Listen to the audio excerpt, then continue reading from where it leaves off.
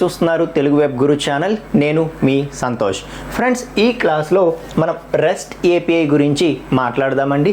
So REST అంటే ఏంటి, అలాగే ఆ రెస్ట్ని బేస్ చేసుకొని వచ్చిన ఏపీఐనే మనం రెస్ట్ ఏపీఐ అంటాం కదా. ఆ రెస్ట్ ఏపీఐ అంటే ఏంటి అన్నది క్లియర్గా మాట్లాడదాం. సో రెస్ట్ అంటే ఏంటంటే representational state transfer. Okay, so REST అంటే ఏంటి? Representational state transfer. సో ఇది ఏంటంటే ఇది ఒక ఆర్కిటెక్చరల్ ప్యాటర్న్ అన్నమాట. దీన్ని యూజ్ చేసి మనం ఏపీఐస్ని డెవలప్ చేయొచ్చు. ఓకే, ఎక్కడ ఏపీఐస్ డెవలప్ చేస్తున్నాము, ఏమి ఏపీఐస్ డెవలప్ చేస్తున్నాము అన్నది బేస్ చేసుకొని మనకి ఈ డిఫరెంట్ వేస్ అనేవి ఉంటాయి అన్నమాట. ఓకే, సో సోప్ ఏపీఐస్ అని, ఎస్ఓఏపి సోప్ ఏపీఐస్ అని, ఆర్పిసి ఏపీఐస్ అని, అలాగే రెస్ట్ ఏపీఐస్ అని మనకి ఈ విధంగా డిఫరెంట్ వేస్లో మనం ఏపీఐస్ని ఇంప్లిమెంట్ చేయొచ్చు. ఏదైనా ఏపీఐ అంటే ఏంటి? టూ సాఫ్ట్వేర్స్ మధ్యలో కమ్యూనికేషన్ ఎస్టాబ్లిష్ చేయడానికి, ఎనేబుల్ చేయడానికి వచ్చినటువంటి ఒక మెకానిజం. ఓకే, సో అయితే దాన్ని ఇంప్లిమెంటేషన్లోకి తీసుకువెళ్ళాలి అంటే మనం డిఫరెంట్ వేస్లో దాన్ని ఇంప్లిమెంట్ చేయొచ్చు అనమాట. సో ఏపీఐ ఏం చెప్తుంది? ఆ రెండు సాఫ్ట్వేర్స్ వెబ్లో ఉండక్కర్లేదు, సేమ్ సిస్టంలోనైనా ఉండొచ్చు, వెబ్లోనైనా ఉండొచ్చు అని చెప్తుంది కదా. సో సేమ్ సిస్టంలో ఉండేది ఇప్పుడు మనం డెస్క్టాప్ బేస్డ్ అప్లికేషన్స్ కన్నా ఎక్కువగా వెబ్ బేస్డ్ అప్లికేషన్స్ యూజ్ చేస్తున్నాం కాబట్టి, సో మనకి వెబ్లో క్లయింట్ సర్వర్ ఎన్విరాన్మెంట్ ఉన్నటువంటి ఒక ఎన్విరాన్మెంట్లో మనము ఈ ఏపీఐస్ని డెవలప్ చేయాలంటే మనకు ఉండేటటువంటి డిఫరెంట్ వేస్ వచ్చి సోప్ ఏపీఐస్, అలాగే ఆర్పిసి ఏపీఐస్, అలాగే rest based APIs, rest full APIs అంటాము, రెస్ట్ ఏపీఐస్ అంటాము వాటిని. ఓకే, సో ఏదైనా సరే ఏపీఐ, ఏదైనా సరే టూ సాఫ్ట్వేర్స్ మధ్యలో కమ్యూనికేషన్ ఎస్టాబ్లిష్ చేయడానికే ఉన్నాయి.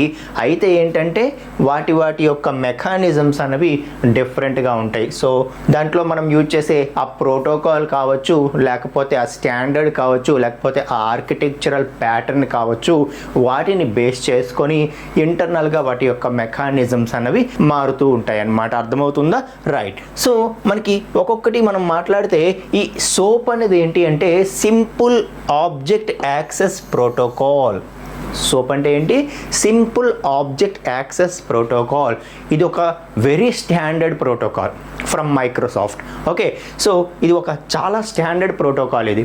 సో ఈ ప్రోటోకాల్ని బేస్ చేసుకొని, సో ఎప్పుడైతే మనకి స్టార్టింగ్ డేస్లో ఈ సోప్ కానీ ఆర్పిసి కానీ రెస్ట్ కానీ ఉండక ముందు మనకి ఏమైందంటే క్లయింట్ సర్వర్ ఎన్విరాన్మెంట్లో టూ సాఫ్ట్వేర్స్ కమ్యూనికేట్ అవ్వాలంటే చాలా కష్టమయ్యేది అనమాట. అక్కడంతా కూడా బైనరీ మెసేజింగ్ జరిగేది.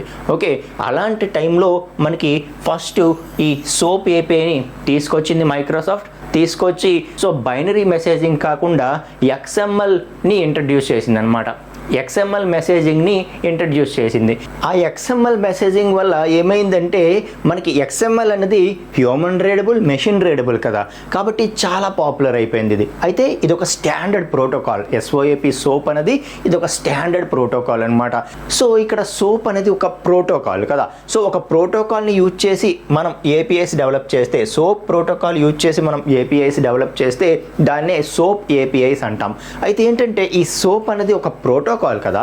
ప్రోటోకాల్ అంటే ఇందులో ఉండే ఆ ఇన్బిల్ట్ రూల్స్ అనేవి చాలా స్టాండర్డ్గా ఉంటాయి అన్నమాట. ఓకే, సో వాటన్నిటిని పాటిస్తూ ఖచ్చితంగా మనం ఏపీఐస్ డెవలప్ చేయవలసి ఉంటుంది. ఓకే, అప్పుడే అవి సోప్ ఏపీఐస్ అనిపించుకుంటాయి. స్టాండర్డ్స్ అనేవి చాలా స్ట్రాంగ్గా ఉంటాయి. అయితే ఇందులో ఇన్బిల్ట్గా చాలా అడ్వాంటేజెస్ ఫీచర్స్ కూడా దీనిలో ఉంటాయి అన్నమాట. లైక్ ఫర్ ఎగ్జాంపుల్ సెక్యూరిటీ ఇన్బిల్ట్గా ఉంటుంది. అలాగే మనకి యాసిడ్ ప్రాపర్టీస్ అంటాం, atomicity, consistency, isolation and durability. So మనము డేటాబేస్ మేనేజ్మెంట్ సిస్టమ్ నేర్చుకున్నప్పుడు వీటి గురించి నేర్చుకుంటూ ఉంటాం. ఆ ఫీచర్స్ అన్నీ కూడా దీనిలో ఇన్బిల్ట్గా ఉంటాయి. సెక్యూరిటీ ఇన్బిల్ట్గా ఉంటుంది. కాబట్టి సో మనం ఈ సోప్ని యూజ్ చేస్తున్నాము అంటే ఖచ్చితంగా మన ఏపీఐ అనేది స్ట్రాంగ్గా ఉంటుంది. అయితే ఏంటి, ఈ సోప్ ఏపీఐ అనేది కేవలం XMLకి డెడికేట్ అయిపోతుంది అనమాట. అంటే దీని యొక్క మెసేజింగ్ సిస్టమ్ అనేది కేవలం XML బేస్డ్గానే జరుగుతూ ఉంటుంది. అర్థమైందా? సో XML బేస్డ్గానే జరుగుతూ ఉండడం వల్ల మనకి వేరే డేటా ఫార్మేట్ని సెలెక్ట్ చేసుకునే ఆప్షన్ లేకపోవడం వల్ల అదొక దీని తాలూకా డిసడ్వాంటేజ్ అనుకోవచ్చు. అలాగే ఇంకొకటి ఏంటి, ఇది ఒక స్టాండర్డ్ అవ్వడం వల్ల, సో దాంట్లో ఇన్బిల్ట్ రూల్స్ చాలా ఎక్కువ ఉండడం వల్ల కాంప్లెక్సిటీ పెరగడం కూడా కావచ్చు. సో దీన్ని కోడింగ్ రూపంలోకి తీసుకురావాలి అంటే చాలా లైన్స్ ఆఫ్ కోడ్, చాలా ఎక్కువ కోడ్ అనేది వచ్చేదన్నమాట.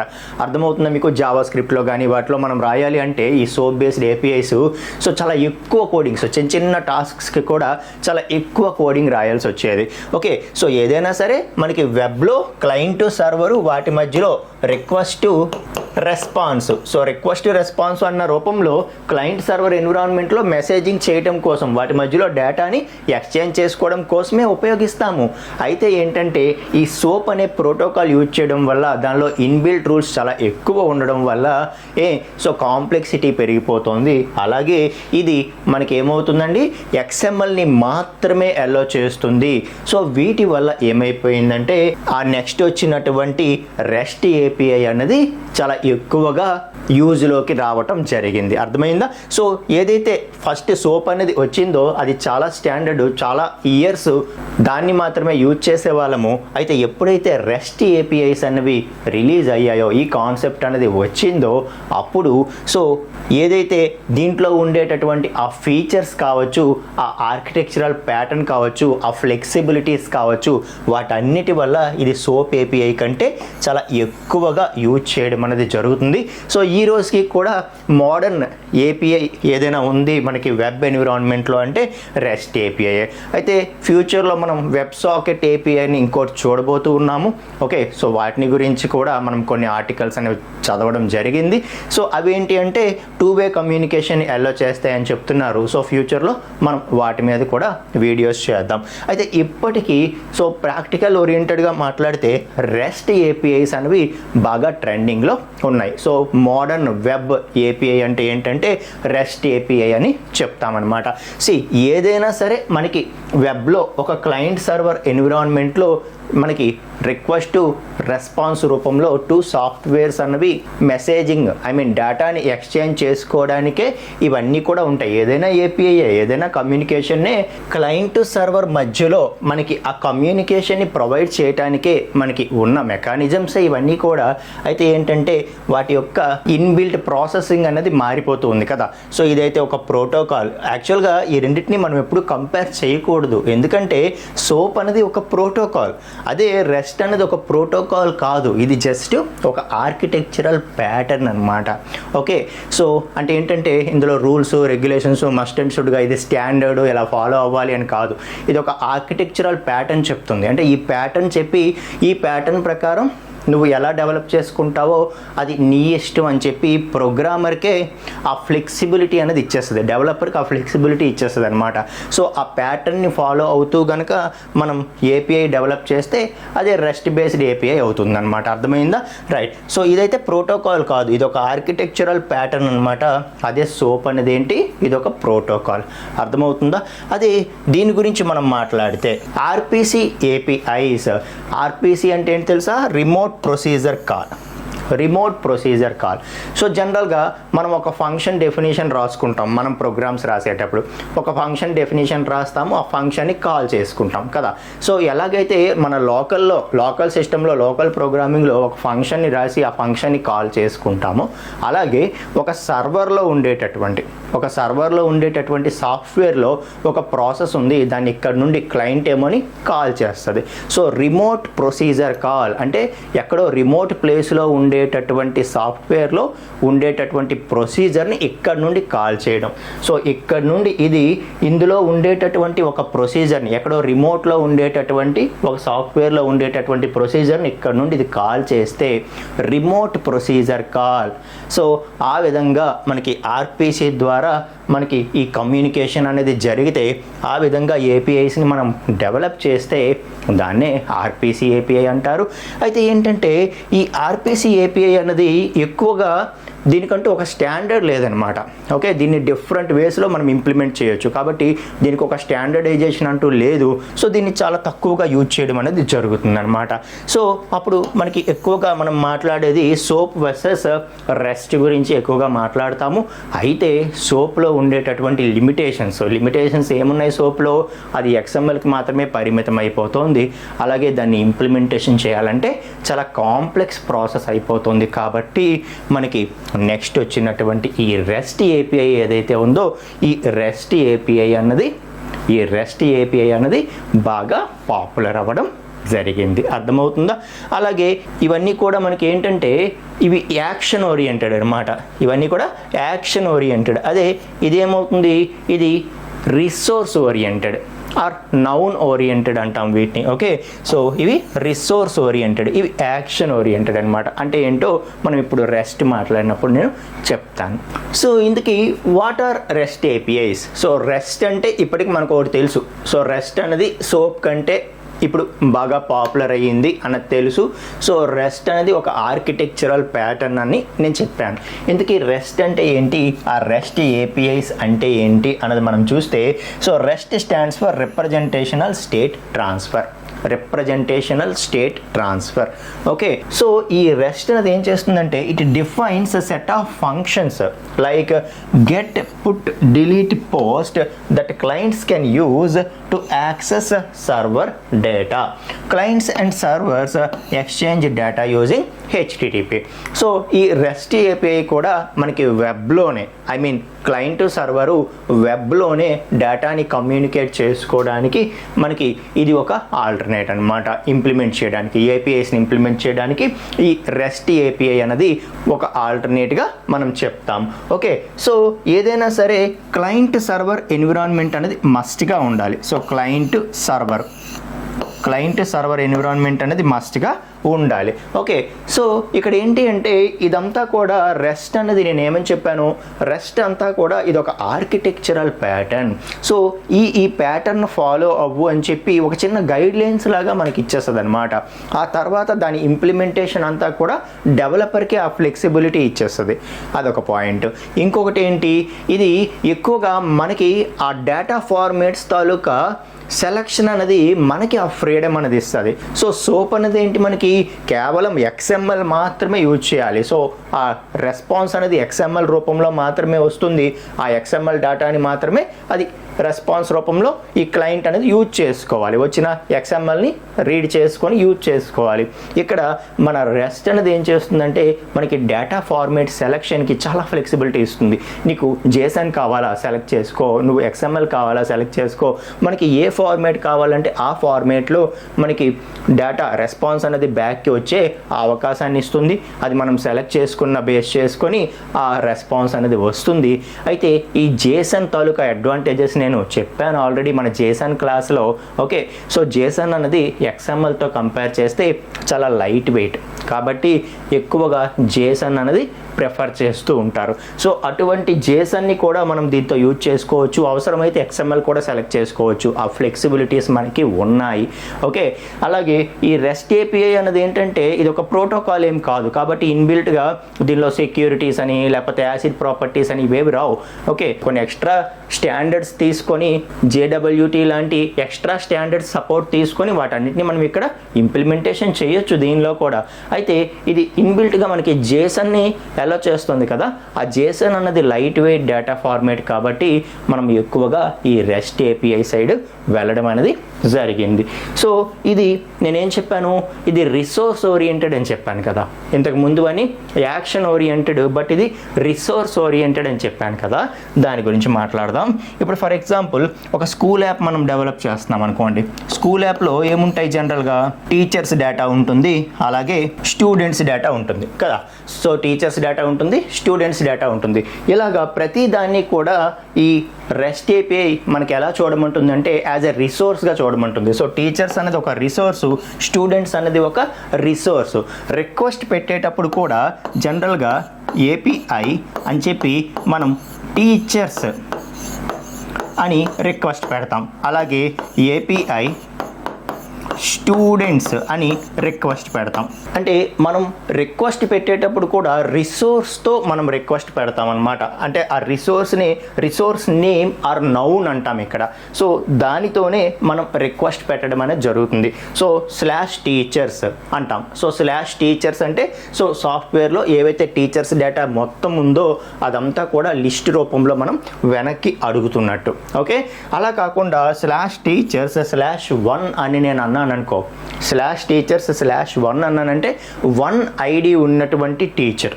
ఓకే, ఈ టీచర్ డేటాబేస్లో 1 అనే ఐడి ఏ టీచర్కి ఉందో ఆ టీచర్ తాలూకా డేటా మనం అడుగుతున్నట్టు.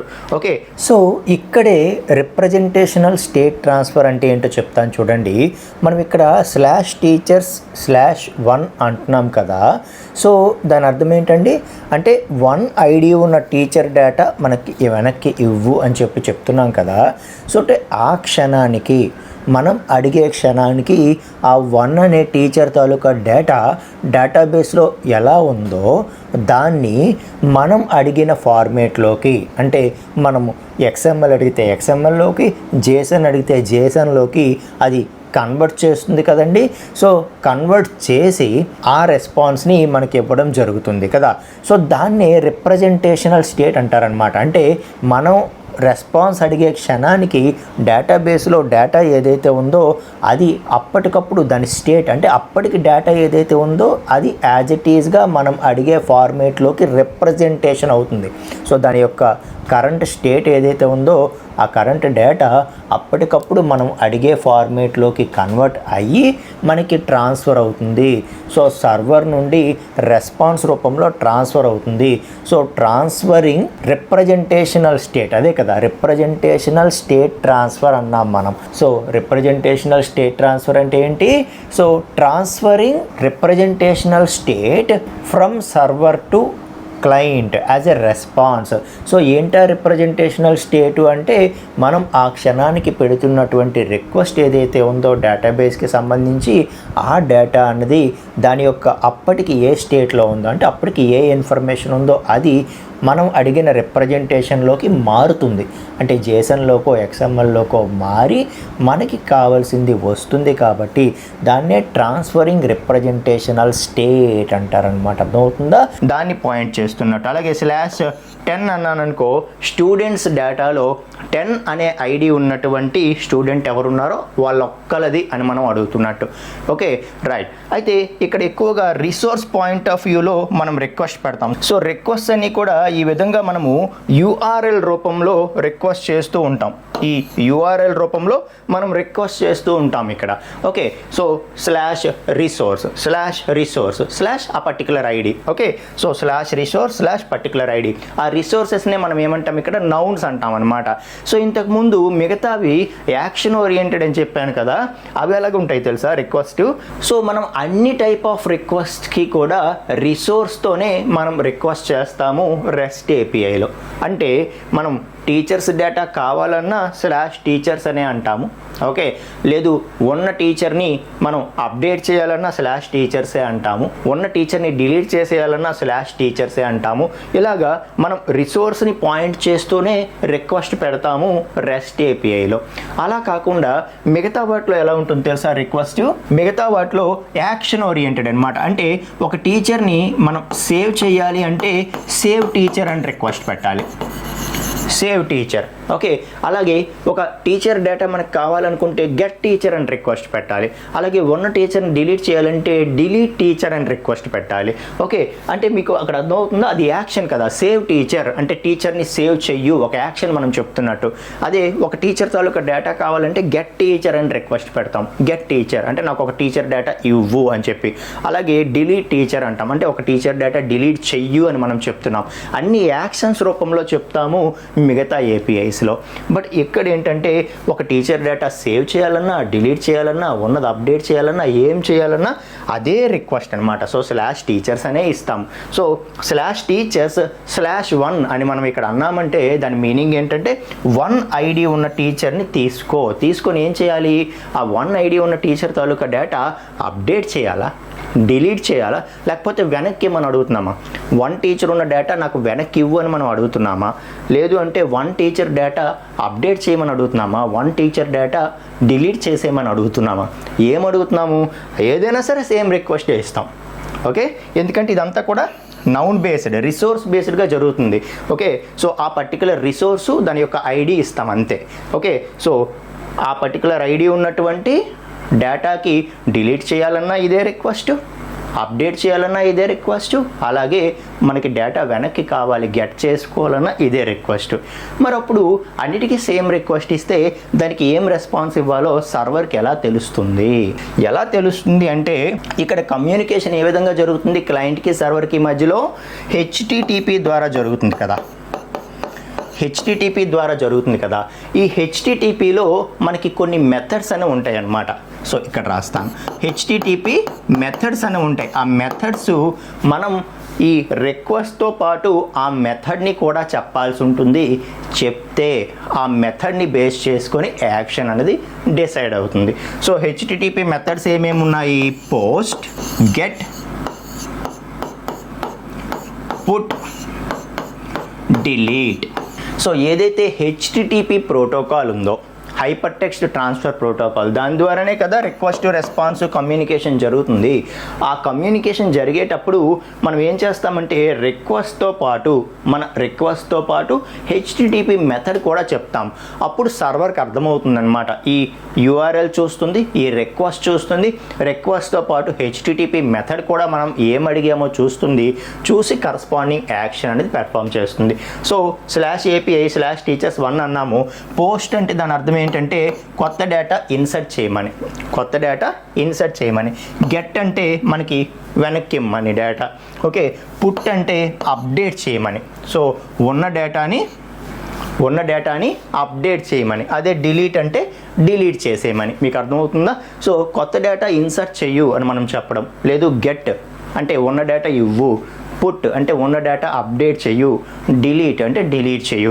సో ఇప్పుడు /API/teachers1 అన్నాము. సో 1 ఐడి ఉన్న టీచర్ని ఏం చేయాలి? అప్డేట్ చేయాలా, డిలీట్ చేయాలా, గెట్ చేయాలా అంటే ఈ 3లో ఏదో ఒకటి మనం చెప్పాల్సి ఉంటుంది. చెప్తే మనకి ఆ కరస్పాండింగ్ యాక్షన్ అనేది పెర్ఫామ్ అవుతుంది. అర్థమైందా? అయితే ఏంటంటే మరి అప్డేట్ చేయమంటే ఏం అప్డేట్ చేయాలో మనం డేటా ఇవ్వాలి కదా. ఫర్ ఎగ్జాంపుల్ 1 టీచర్, ఆ నేమ్ సంతోష్ అని ఉంది ఆల్రెడీ, దాన్ని సురేష్కి మార్చాలి. ఓకే, సో మార్చాలి అంటే మనం చెప్పాలి కదా. అటువంటిప్పుడు ఏ విధంగా చెప్తాము? అటువంటి ఎక్స్ట్రా డేటా మన నుండి ఇవ్వాల్సి ఉంటే ఎప్పుడెప్పుడు ఇవ్వాల్సి ఉంటుంది? ఒక కొత్త టీచర్ని మనం ఇన్సర్ట్ చేయాలన్నా, లేదు ఉన్న టీచర్ని అప్డేట్ చేయాలన్నా ఆ అప్డేట్ డేటా ఏమి ఉండాలి? లేకపోతే ఇన్సర్షన్ చేయడానికి ఆ కొత్త టీచర్ డీటెయిల్స్ ఏంటి, వాటిని కూడా మనం ప్రొవైడ్ చేయాలి కదా. సో ఇప్పుడు /teachers/1 అన్నాము, పుట్ అన్నాము. అంటే 1 ఐడి ఉన్న టీచర్ ఆల్రెడీ నీ దగ్గర ఉంది, అది నువ్వు అప్డేట్ చేయవు డీటెయిల్స్. ఏం అప్డేట్ చేయాలి అంటే నేమ్ ఈ విధంగా మార్చు అని మనం చెప్పాలి కదా. అది ఏ విధంగా చెప్తాము?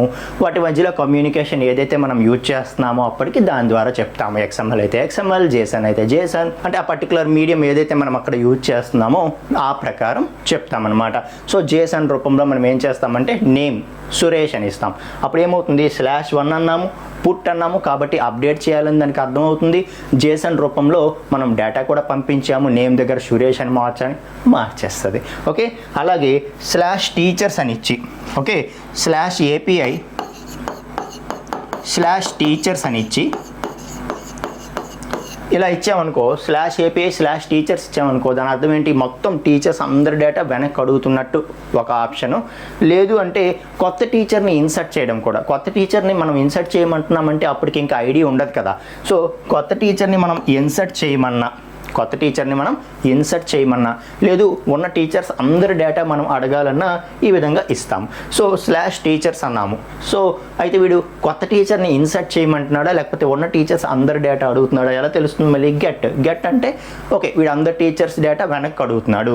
లేదు పోస్ట్ అంటే దాని అర్థం ఏంటి? కొత్త టీచర్ని ఇన్సర్ట్ చేయమంటున్నాడు. సో మళ్ళీ ఎప్పుడైతే మనం పోస్ట్ యూజ్ చేస్తామో అప్పుడు మళ్ళీ డేటా మనం ప్రొవైడ్ చేయాలి. ఆ టీచర్ తాలూకా నేమ్ కావచ్చు, అతని డిజిగ్నేషను, ఇవన్నీ కూడా మనం ప్రొవైడ్ చేయాలి.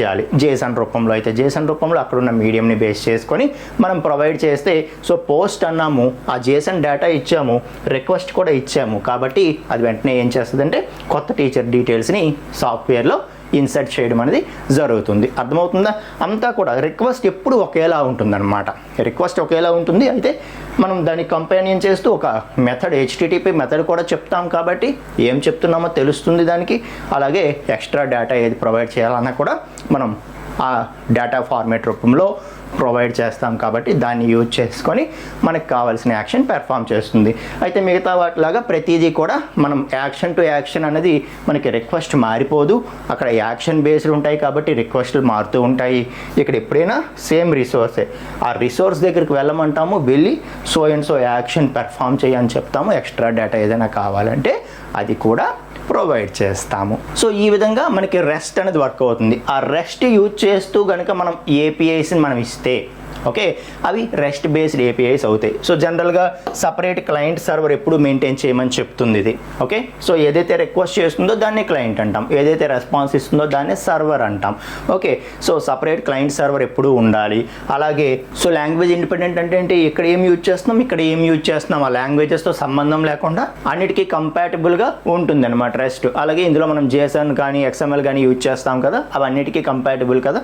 సో అదొకటి. అలాగే లైట్ వెయిట్ అండ్ ఫ్లెక్సిబుల్. ఎప్పుడైతే మనము JSONని సెలెక్ట్ చేసుకుంటామో చాలా లైట్ వెయిట్గా ఉంటుంది కాబట్టి మనకి కమ్యూనికేషన్ చాలా ఫాస్ట్ అవుతుంది, ఫ్లెక్సిబుల్గా ఉంటుంది. Freedom from data format restrictions. So JSON కావాలంటే JSON యూజ్ చేసుకో, XML కావాలంటే XML యూజ్ చేసుకో, ఇదే వాడాలి అని మనకి సోప్ చెప్పినట్టుగా ఇది చెప్పదనమాట. ఆ రిస్ట్రిక్షన్స్ కూడా మనకి లేవు. ఓకే, కాబట్టి రెస్ట్ API అనేది అంత పాపులర్ అవ్వడం జరిగింది.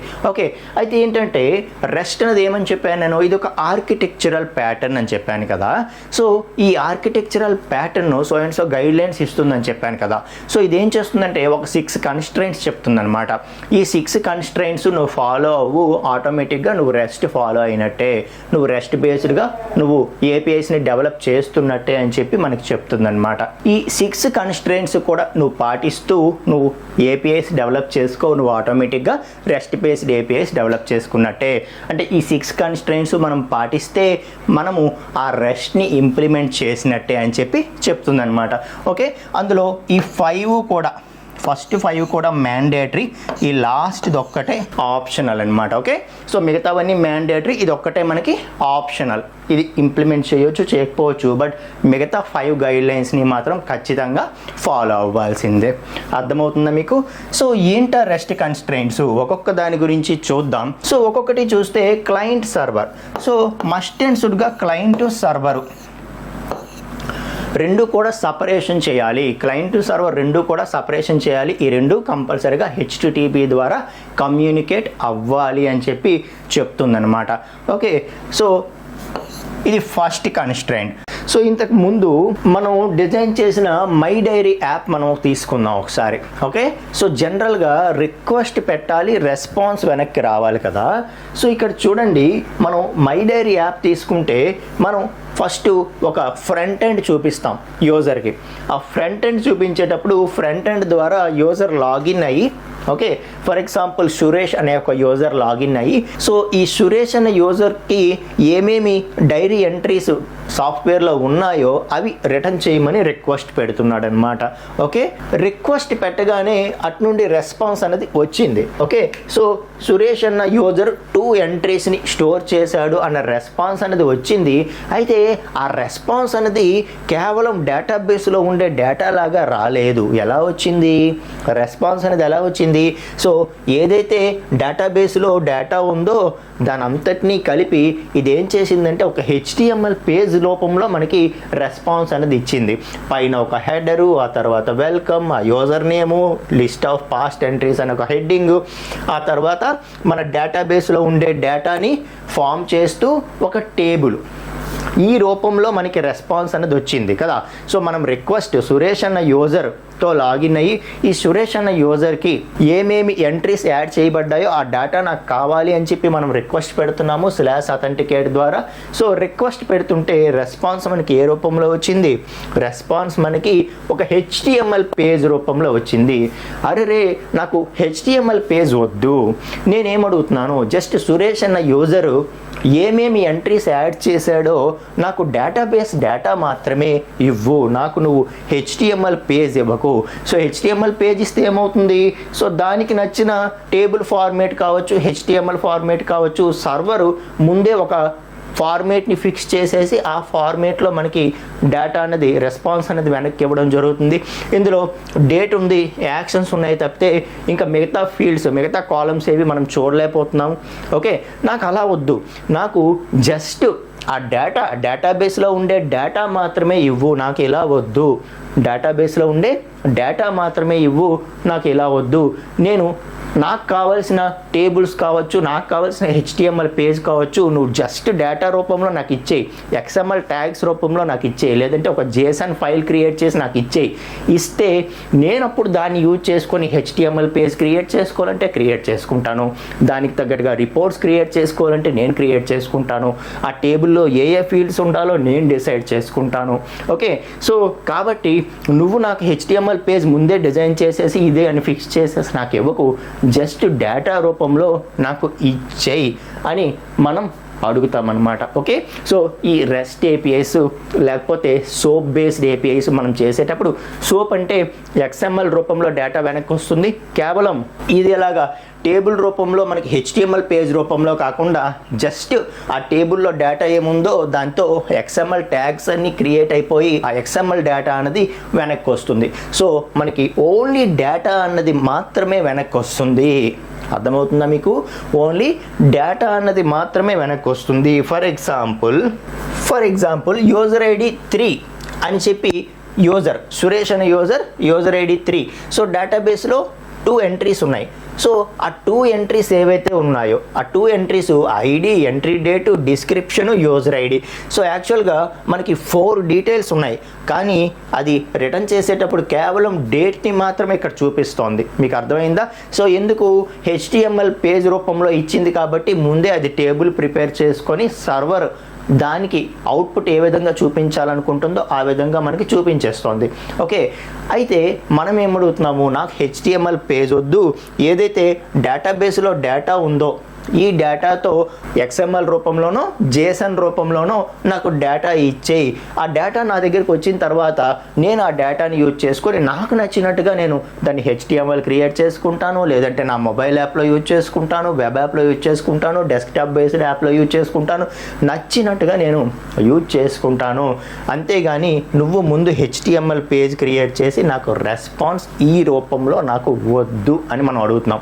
అంటే మనం ఈ విధంగా రిక్వెస్ట్ పెడితే మనకి ఈ విధంగా రాకూడదు, ఒక XML కోడో లేకపోతే JSON కోడో, ఓన్లీ డేటా ఏదైతే ఓన్లీ డేటాబేస్లో డేటా ఉందో ఈ డేటాతో నాకు XML ట్యాగ్స్ క్రియేట్ అయిపోయో లేకపోతే JSON రూపంలోనో JSON ఫార్మేట్ రూపంలోనో డేటా మాత్రమే నాకు వెనక్కి ఇవ్వు చాలు, దాన్ని నేను యూజ్ చేసుకుంటాను నా అప్లికేషన్లో అని చెప్తాయి ఈ APIs అన్నమాట. మన రెస్ట్ API కావచ్చు, సోప్ బేస్డ్ API కావచ్చు.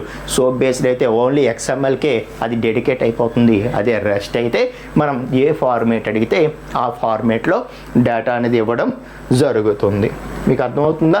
సో అప్పుడు ఏమవుతుంది, క్లయింట్ అనేది రిక్వెస్ట్ పెడితే, సో సురేష్ అన్న యూజర్ ఏవైతే ఎంట్రీస్ ఉన్నాయో అవి నాకు ఇవ్వు అని రిక్వెస్ట్ పెడితే అప్పుడు సర్వర్ అనేది ఒక HTML పేజ్ ఇవ్వదు, JSON కానీ లేదంటే XML ఫైల్ కానీ క్రియేట్ చేసి ఇస్తుంది. అర్థమవుతుందా మీకు? సో ఫర్ ఎగ్జాంపుల్ ఈ విధంగా ఒక్కదానికి క్రియేట్ చేసి చూపిస్తాను. For example ID. So ID ఏంటి, అలాగే డేటు, ఎంట్రీ డేటు, అలాగే డిస్క్రిప్షను, అలాగే యూజర్ ID. ఓకే, సో ఆ ID, entry date, description, user ID. So ఈ ఫార్మేట్లో ఇది మాత్రమే మనకు అవుట్పుట్ వస్తుందన్నమాట. ఏదైతే HTML పేజ్ చూసామో ఎలా మనకి అవుట్పుట్ రాదు, కేవలం కేవలం ఈ డేటా ఏదైతే ఉందో ఆ డేటాతో ఒక జేసన్ రూపంలోనో లేకపోతే XML రూపంలోనో డేటా మాత్రమే వెనక్కి కనిపిస్తుంది అనమాట మనకి. అప్పుడు మన అప్లికేషన్కి అది వస్తుంది కదా, అప్పుడు దాన్ని మనం యూజ్ చేసుకొని ఇందులో ఏమేమి డిస్ప్లే చేసుకోవాలి, దీంతో మనం HTML ఫైల్ క్రియేట్ చేయాలా, లేకపోతే ఒక మన మొబైల్ యాప్లో దాన్ని డిస్ప్లే చేసుకోవాలా, మన డెస్క్టాప్ యాప్లో మనం యూజ్ చేసుకోవాలా, ఎలా యూజ్ చేసుకోవాలి అనేది ఇంకా మన ఇష్టం అనమాట. అర్థమవుతుందా? సో అలాగా మనకి ఏంటంటే HTML పేజ్ అనేది వెనక్కి రాదు. Okay right. ఆ తర్వాత స్టేట్లెస్ అంటే ఏంటి తెలుసా? రెస్ట్ మనం యూజ్ చేస్తున్నాము అని అంటే ఎప్పుడూ కూడా ఈ సర్వర్ అనేది ఈ క్లయింట్ తాలూకా డేటాని స్టోర్ చేసుకోకూడదు. అర్థమవుతుందా? స్టేట్లెస్ అంటే ఏంటి? సర్వర్ అనేది క్లయింట్ తాలూకా డేటాని స్టోర్ చేసుకోకూడదు. ఇప్పుడు ఇంతకు ముందు మనం చేసిన అప్లికేషన్స్లో క్లయింట్ ఫస్ట్ టైం రిక్వెస్ట్ పెట్టినప్పుడు అంటే లాగిన్ అయినప్పుడు మనం ఏం చేసాము? ఒక సెషన్ క్రియేట్ చేసాం. సెషన్ క్రియేట్ చేసి ఆ సెషన్ మెయింటైన్ చేస్తుంది సర్వర్. మళ్ళీ క్లయింట్ నుండి రిక్వెస్ట్లు వెళ్తున్నప్పుడు సేమ్ క్లయింట్ నుండి ఈ సెషన్ డేటా అక్కడ ఉంటుంది కాబట్టి సో సేమ్ క్లయింటే నా దగ్గరికి వస్తున్నాడు అని చెప్పి వాడిని ఐడెంటిఫై చేస్తుంది. Okay, so but rest use చేస్తే మాత్రం సర్వర్ అనేది ఎట్టి పరిస్థితుల్లో క్లయింట్ తాలూకా డేటాని స్టోర్ చేయకూడదు, ఆ సెషన్ ఇన్ఫర్మేషన్ అనేది మెయింటైన్ చేయకూడదు. సో సేమ్ క్లయింట్ నుండి వెంటనే రిక్వెస్ట్లు వెళ్తున్నా కూడా అవి డిఫరెంట్ క్లయింట్స్ నుండి వెళ్తున్నట్టే లెక్క. ఎందుకు? సర్వర్ అనేది ఎప్పుడూ కూడా క్లయింట్ తాలూకా డేటాని స్టోర్ చేయకూడదు, తన యొక్క సెషన్ ఇన్ఫర్మేషన్ని మెయింటైన్ చేయకూడదు. ఓకే, అది స్టేట్లెస్ అంటే మీనింగ్. సో మరి ఏ క్లయింట్ రిక్వెస్ట్ పెడుతున్నాడో సర్వర్కి ఎలా తెలుస్తుంది అంటే క్లయింటే రిక్వెస్ట్తో పాటు ప్రతిసారి కూడా చెప్పుకుంటాడనమాట. సో జనరల్గా ఇంతకుముందు అయితే ఫస్ట్ టైం లాగిన్ అవుతాడు, లాగిన్ అయ్యి ఇంకా వాడి సెషన్ డేటా స్టోర్ అయిపోతుంది కాబట్టి నేను సో అండ్ సో క్లయింట్ని అని చెప్పక్కర్లేదు, ఇంకా అలాగా నెక్స్ట్ రిక్వెస్ట్లు పెట్టుకుంటూ ఉంటాడు. సర్వర్ అనేది ఈ క్లయింట్ని ఐడెంటిఫై చేసేస్తుంది అక్కడ. బట్ ఇక్కడ ఏమవుతుంది? సర్వర్ అనేది క్లయింట్ తాలూకా డేటా స్టోర్ చేయదు, సెషన్ డేటా మెయింటైన్ చేయదు. కాబట్టి సో క్లయింట్ అనేవాడు ప్రతిసారి చెప్పుకోవాలి. సేమ్ క్లయింటే వెంటనే రిక్వెస్ట్ పెడుతున్నా కూడా నేను సో అండ్ సో క్లయింట్ని నాకు ఈ రిక్వెస్ట్ కావాలి, నాకు ఈ డేటా కావాలి, మళ్ళీ నేను సో అండ్ సో క్లయింట్ని నాకు ఈ డేటా కావాలి, నేను సో అండ్ సో క్లయింట్ని నాకు ఈ డేటా కావాలని ప్రతి రిక్వెస్ట్తో పాటు క్లయింటే తన యొక్క డేటాని పంపిస్తూ ఉండాలి. సర్వర్ దాన్ని మెయింటైన్ చేయదు, స్టోర్ చేయదు. ఆ రిక్వెస్ట్లోనే క్లయింట్ డేటా ఉంటుంది, దాన్ని చూసుకుంటుంది, ఎవరు అడుగుతున్నారు ఏం అడుగుతున్నారని. ఆథరైజ్డ్ అయితే తన డేటా దానికి రెస్పాన్స్ రూపంలో పంపించేయడం అనేది జరుగుతుంది. అది స్టేట్లెస్ అంటే ఎప్పుడు కూడా సెషన్ డేటా మెయింటైన్ చేయకూడదు. ఓకే, అలాగే క్యాచీ అంటే ఏంటి? సో క్యాచీ అంటే ఏంటి తెలుసా? ఇప్పుడు రిక్వెస్ట్ రాగానే ఇది రెస్పాన్స్ పంపిస్తుంది కదా. సో పంపించేటప్పుడు ఆ రెస్పాన్స్తో పాటు ప్రతి రెస్పాన్స్తో పాటు అది క్యాచబుల్లా కాదా అనేది చెప్పి సర్వర్ అనేది చెప్పొచ్చు అనమాట. ఓకే, సో ఇది రిక్వెస్ట్ పెట్టింది, రిక్వెస్ట్ పెట్టగానే ఆ రెస్పాన్స్ పంపిస్తూ this response is cacheable or this response is not cacheable అని చెప్పి ఆ క్యాచబుల్లా కాదా అని చెప్పి ఈ సర్వర్ అనేది రెస్పాన్స్తో పాటు చెప్పగలదు. ఏంటి క్యాచబుల్ అంటే మనకి సో ఈ రెస్పాన్స్ వచ్చేటప్పుడు ఇది క్యాచబుల్ అన్నదనుకో, అప్పుడు ఈ క్లయింట్ అనేది ఈ రెస్పాన్స్ని దీని దగ్గర స్టోర్ చేసుకోవచ్చు. ఓకే, ఈ రెస్పాన్స్ని ఈ క్లయింట్ అనేది దీని దగ్గర HTTP క్యాచీ ఉంటుంది కదా,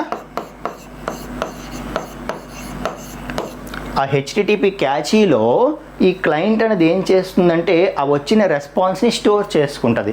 సో ఎప్పుడు స్టోర్ చేసుకుంటుంది? దానివల్ల బెనిఫిట్ ఏంటి? సేమ్ రిక్వెస్టే ఎక్కువ సార్లు అడగాల్సిన రిక్వెస్ట్ ఉందనుకో, ఏదైనా ఒక రిక్వెస్ట్ ఉంది, ఈ పర్టికులర్ క్లయింట్ ఈ సర్వర్కి సేమ్ రిక్వెస్ట్ ఎక్కువ సార్లు అడగాల్సిన అవసరం ఉంది, ఆ డేటా చాలా ఎక్కువ అవసరం దీనికి. ఓకే, అటువంటప్పుడు ఇది ఏం చేస్తుంది? క్లయింట్ ఫస్ట్ టైం అడుగుతుంది, అడిగి వచ్చిన రెస్పాన్స్ని క్యాచీలో స్టోర్ చేసుకుంటుంది, అంటే దీని తాలూకా మెమరీలో స్టోర్ చేసుకుంటుంది. స్టోర్ చేసుకుంటే నెక్స్ట్ టైం మళ్ళీ ఆ రిక్వెస్ట్ పెట్టాల్సి వచ్చినప్పుడు మళ్ళీ సర్వర్కి రిక్వెస్ట్ పెట్టదు, ఆల్రెడీ ఆ రెస్పాన్స్ దీని దగ్గర స్టోర్ చేసుకొని ఉంచుకుంది కదా, దాన్నే యూజ్ చేసుకుంటుంది అనమాట. అర్థమవుతుందా? ఈ క్యాచీ నుండే ఆ రెస్పాన్స్ తీసుకుంటూ ఉంటుందన్నమాట. మళ్ళీ అక్కడికి నెట్వర్క్ బ్యాండ్విడ్త్ వేస్ట్ చేసుకొని సర్వర్కి వెళ్ళి మళ్ళీ రెస్పాన్స్ తెచ్చుకునే అవసరం ఉండకుండా. అర్థమైందా? అది క్యాచబుల్. అయితే ఏంటంటే సర్వర్ అనేది అది క్యాచబుల్లా కాదని చెప్పాలి. సర్వర్ అనేది రెస్పాన్స్ పంపించేటప్పుడు ఆ పర్టికులర్ రెస్పాన్స్ నాట్ క్యాచబుల్ అని చెప్పింది అనుకో, ఇంకా మరి క్లయింట్ ఏమీ చేయలేదు, మళ్ళీ సేమ్ రిక్వెస్ట్ కావాలన్నా సరే మళ్ళీ రిక్వెస్ట్ చేసుకోవడమే. అర్థమైందా? ఆ క్యాచీ ప్రాపర్టీని కూడా మనకి ఇస్తోంది. అలాగే యూనిఫామ్ ఇంటర్ఫేస్. యూనిఫామ్ ఇంటర్ఫేస్ అంటే ఏంటి తెలుసా? సో యాక్చువల్గా యువతల క్లయింట్ అన్నది మొబైల్ అప్లికేషనా, ఒక మొబైల్ యాపా, లేకపోతే ఒక వెబ్ యాపా, లేకపోతే ఒక డెస్క్టాప్ బేస్డ్ యాపా, ఏదైనా కానీ. సో క్లయింట్ అనేది ఏదైనా కానీ, సర్వర్ అనేది ఏంటి, ఒక ఎక్కడో సర్వర్లో మనం వెబ్ అప్లికేషన్ ఏదో పెడతాము, ఒక సాఫ్ట్వేర్ పెడతాము, ఈ రిక్వెస్ట్ అనేది అక్కడికి వెళ్తుంది, కరెక్టే. సో ఇక్కడ నుండి మనకి రిక్వెస్ట్ వెళ్ళే క్లయింట్ అనేది ఒక మొబైల్ యాప్ అవని, వెబ్ యాప్ అవని, డెస్క్టాప్ యాప్ అవని, ఏదైనా అవని రిక్వెస్ట్ చేసే విధానం అన్నది సేమ్. రెస్ట్ ఏపీఐ యూజ్ చేస్తే, రెస్ట్ కనుక మనం యూజ్ చేస్తే ఆ రిక్వెస్ట్ చేసే విధానం అన్నది సేమ్. యూనిఫామ్ ఇంటర్ఫేస్ అన్నిటికీ కూడా సేమే. ఒక మొబైల్ యాప్ అయినా సేమ్ అలాగే రిక్వెస్ట్ చేసుకోవాలి, ఓకే. అలాగే ఒక వెబ్ యాప్ అయినా సేమ్ అలాగే రిక్వెస్ట్ చేసుకోవాలి, లేదు ఒక డెస్క్టాప్ బేస్డ్ యాప్ అయినా సేమ్ అలాగే రిక్వెస్ట్ చేసుకోవాలి. ఏదైనా సరే రిక్వెస్ట్ చేసుకునే విధానం సేమ్. అన్నిటికీ కామన్ ఇంటర్ఫేసే, యూనిఫామ్ ఇంటర్ఫేసే, ఓకే. అలాగే ఇది ఏం చేస్తుందంటే హైపర్ మీడియా వాటిని కూడా అలో చేస్తుంది అనమాట, ఓకే. సో నార్మల్ మీడియా కాకుండా మనకి హైపర్ మీడియాని కూడా అలో చేస్తుంది. సో ఇలాగ డిఫరెంట్ ఫీచర్స్ ఉంటాయి. మనం వాటిని ఇంప్లిమెంట్ చేసేటప్పుడు వాటన్నిటిని కూడా ఇంకా డీప్గా మనం మాట్లాడదాం, ఓకే. సో వాట్ ఎవర్ మనకి యూనిఫామ్ ఇంటర్ఫేస్ అంటే మనకి ఏదైనా సరే మనకి సేమ్ ఇంటర్ఫేసే ఉంటుంది, ఒకే ఒక ఇంటర్ఫేస్ ఉంటుంది. యువతల క్లయింట్ టైప్ ఏదైనా పర్వాలేదు, ఆ విధంగానే రిక్వెస్ట్ పెట్టుకోవాలి తప్పితే ఒక్కొక్క దానికి మారిపోవడం అనేది ఉండదు. అండ్ లేయర్డ్ సిస్టమ్ అంటే ఏం తెలుసా? మనకి డెవలప్ చేసేటప్పుడు, ఆ ఏపీఐ డెవలప్ చేసేటప్పుడు మనం ఏం చేయాలంటే ఒకే లెవెల్లో కాకుండా మల్టిపుల్ లెవెల్స్, మల్టిపుల్ లేయర్స్ని మనం మెయింటైన్ చేసుకోమని చెప్తుంది అనమాట. సో నువ్వు ఎలా లేయర్ డిజైన్ చేసుకుంటావో అది నీ ఇష్టం, బట్ డిఫరెంట్ లేయర్స్లో దాన్ని డిజైన్ చేయు. దానివల్ల ఏమవుతుందంటే ఒక లేయర్కి ఏదైనా సెక్యూరిటీ ప్రాబ్లమ్స్ వచ్చినా కూడా మిగతా లేయర్స్ ఎఫెక్ట్ కావు. ఆ విధంగా నువ్వు చేసుకో అని చెప్పి మనకు ఒక గైడ్ లైన్ ఇచ్చింది. ఇంకా లేయర్డ్ సిస్టమ్ మనం ఎలాగైనా డెవలప్ చేసుకోవచ్చు, ఓకే. నేను స్టార్టింగ్లోనే చెప్పాను కదా, ఇది ఒక ఆర్కిటెక్చరల్ ప్యాటర్న్ రెస్ట్ అనేది. సో నువ్వేం చేసినా ఎలా చేసినా చేసుకోవా, కానీ లేయర్డ్ సిస్టమ్ మెయింటైన్ చేసుకో, డిఫరెంట్ లేయర్స్లో డెవలప్ చేయు అని చెప్తుంది. ఆ లేయర్స్ ఎన్ని ఉంచుకోవాలి, ఎలా ఉంచుకోవాలి, ఇదంతా కూడా అది మనకి చెప్పదు. అదే జస్ట్ గైడ్ లైన్. అంటే ఆ ఫ్రీడమ్ మనకి డెవలపర్కే ఇచ్చేసింది. అదే మనకి సోప్ బేస్డ్ అనుకో, నువ్వు ఇలాగే చెయ్యి, ఇదే చెయ్యి అని చెప్పి ప్రతిదీ కూడా ఉంటుంది. అది మనం ఫాలో అయితేనే ఆ స్టాండర్డ్ మనకు వచ్చినట్టు, ఆ సోప్ స్టాండర్డ్ మనం ఫాలో అయినట్టు, సోప్ బేస్డ్ ఏపీఐ మనం డిజైన్ చేసినట్టు. బట్ ఇదేంటంటే జస్ట్ ఒక గైడ్ లైన్. నువ్వు లేయర్డ్ సిస్టమ్ పెట్టుకో, 4 లేయర్స్ పెట్టుకుంటావా, 5 లేయర్స్ పెట్టుకుంటావా, ఎన్ని లేయర్స్ నీ ఇష్టం. లేయర్డ్ సిస్టమ్ పెట్టుకుంటే ఒక లేయర్కి ఏదైనా ఎఫెక్ట్ జరిగితే మిగతా లేయర్స్ ఎఫెక్ట్ కావు. ఆ విధంగా నీకు సెక్యూరిటీ ఉంటుందని ఒక గైడ్ లైన్ ఇచ్చింది. దాన్ని మనం ఫాలో అయితే మనం రెస్ట్ బేస్డ్ ఫాలో అయినట్టే, ఓకే, రైట్. సో ఈ 5 అయితే మస్ట్ అండ్ షుడ్గా మనం ఫాలో అవ్వాలి.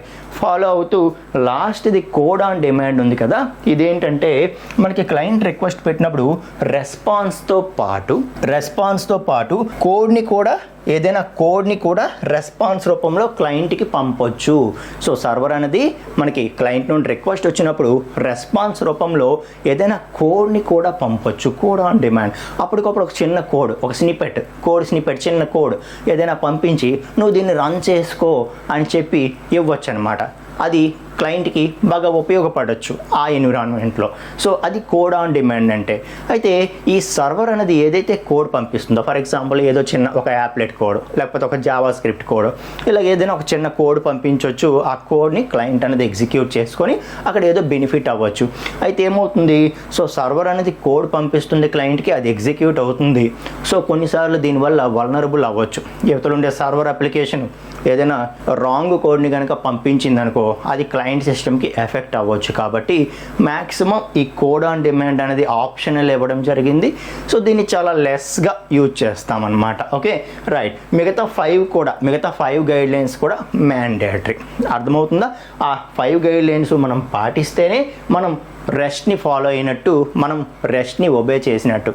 సో అవి ఒబే చేస్తూ మనం ఏపీఐ డిజైన్ చేస్తేనే అది రెస్ట్ బేస్డ్ ఏపీఐ అవుతుంది. అర్థమవుతుందా? Right.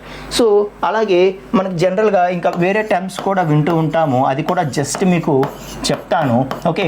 Web services, web API అని మనం వింటూ ఉంటాం. Okay, so web services, web API అని మనం వింటూ ఉంటాం. ఏదైనా సరే ఏపీఐఏ, ఏదైనా సరే వెబ్లో క్లయింట్ సర్వర్ మధ్యలో కమ్యూనికేషన్ చేయడానికి ఉన్నవే ఇవి. ఓకే, సో మనకి ఏపీఐ అంటే ఏంటి? సేమ్ సిస్టంలో 2 సాఫ్ట్వేర్స్ ఉండొచ్చు, వెబ్లో ఉండొచ్చు, ఎక్కడైనా ఉండొచ్చు. అది జనరల్ కాన్సెప్ట్ ఏపీఐ అనేది. అందులో మనకి సేమ్ సిస్టంలో ఉన్నవి వేరేలాగా ఇంప్లిమెంట్ చేసుకుంటాం, వెబ్లో ఉన్నవి వేరేలాగా ఇంప్లిమెంట్ చేసుకుంటాం. ఆ వెబ్లో ఉన్నవి ఇంప్లిమెంట్ చేయడానికి మనం యూజ్ చేస్తున్నవే ఈ వెబ్ సర్వీసెస్, వెబ్ ఏపీఐస్ ఇవన్నీ కూడా. ఓకే, సో జనరల్గా మనం సోప్ని వెబ్ సర్వీస్ అంటూ ఉంటాము, అలాగే రెస్ట్ ఏదైతే ఉందో రెస్ట్ని వెబ్ ఏపీఐస్ అంటూ ఉంటాం. ఓకే, సో టెర్మినాలజీ డిఫరెంట్ అంతే, లోపల కాన్సెప్ట్ ఏదైనా సేమ్ అనమాట. సో వెబ్ సర్వీసెస్ అంటే ఎప్పుడు కూడా మనం సోప్ని గుర్తుంచుకోవాలి, అలాగే వెబ్ ఏపీఐ అంటే రెస్ట్ ఏపీఐస్ని గుర్తుంచుకోవాలి. ఓకే, సో రెస్ట్ బేస్డ్ ఏదైనా ఒక ఏపీఐ డిజైన్ చేస్తే దాన్ని మనం వెబ్ ఏపీఐ అంటూ ఉంటాం. ఓకే, అదే సోప్ బేస్డ్ ఏదైనా మనం ఏపీఐ డిజైన్ చేస్తే దాన్ని వెబ్ సర్వీస్ అంటూ ఉంటాం అనమాట. సో జనరల్ టెర్మినాలజీ ఇవే ఫిక్స్ అవ్వాలని కాదు. Okay, right. సో మీరు ఎప్పుడైనా నెట్లో చదివేటప్పుడు మీకు యూజ్ఫుల్గా ఉంటుందని చెప్పి చెప్తున్నాను అంతే. Okay, right. సో మనకి ఈ రెస్ట్ కన్స్ట్రెయింట్స్ అన్నీ ఫాలో అవుతూ మనం ఏదైనా ఒక ఏపీఐ డిజైన్ చేస్తే దాన్నే REST API or RESTful API అంటూ ఉంటామన్నమాట. అర్థమవుతుందా? రైట్. సో ఇది ఫ్రెండ్స్ మనకి రెస్ట్ గురించి. ఓకే, సో ఈ రెస్ట్ ఇంప్లిమెంటేషన్ ఏ విధంగా చేయాలి అనేది మనం ఆయా కోర్సుల్లో మాట్లాడదాం. స్ప్రింగ్ బూట్లో అది సపరేట్గా చెప్తాము, అలాగే డిజాంగో రెస్ట్ కోర్స్ చేసేటప్పుడు డిజాంగో యూజ్ చేసి ఏ విధంగా చేయాలి చెప్తాము. మనం ఫ్యూచర్లో పిహెచ్పి కోర్స్ చేసేటప్పుడు కూడా పిహెచ్పి యూజ్ చేసి రెస్ట్ ఏపీఐస్ ఏ విధంగా డిజైన్ చేయాలి చెప్దాం. ఓకే, సో ఇలా ప్రతిదీ కూడా మనం నేర్చుకుందాం. ఏదైనా ఒక జనరల్ కాన్సెప్ట్గా ఈ వీడియో చేయడం జరుగుతుంది, మెయిన్ కాన్సెప్ట్స్ మీకు తెలియడం గురించి. ఇంప్లిమెంటేషన్స్ అనేవి ఆ కరస్పాండింగ్ కోర్సెస్లో మనం మాట్లాడదాం. ఓకేనా? Thank you friends.